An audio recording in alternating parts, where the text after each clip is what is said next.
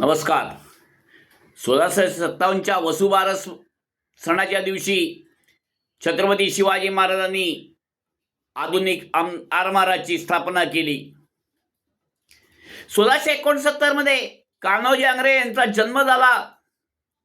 आई अंबाबाई आणि वडील तुकोजी यांच्या पोटी या महान वीरानं जन्म घेतला.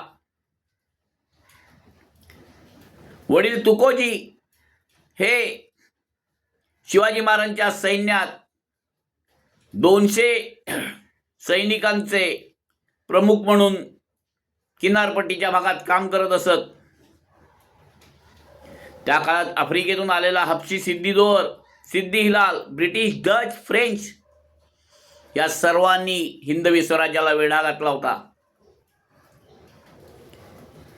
1685 पासून कान्होजी आंग्रे यांची सैनिकी कारकीर्द सुरू झाली. धर्मवीर संभाजी महाराजांनी नौसेना प्रमुख शिदोजी गुजर यांच्यासोबत कान्होजी आंग्रेंना सेनेत नेमलं.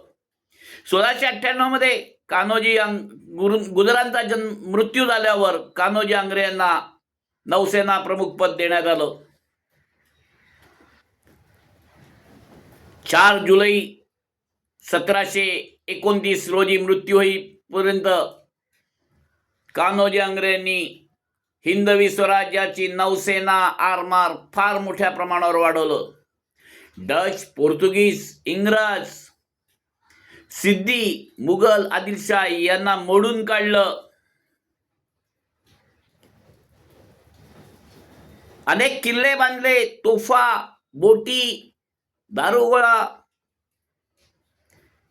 मोठ्या मोठ्या नौका, लढाऊ नौका यांची रचना केली. विजयदुर्ग, सुवर्णदुर्ग, खांदेरी इत्यादी किल्ल्यांची डागडुजी करून ते मजबूत केले.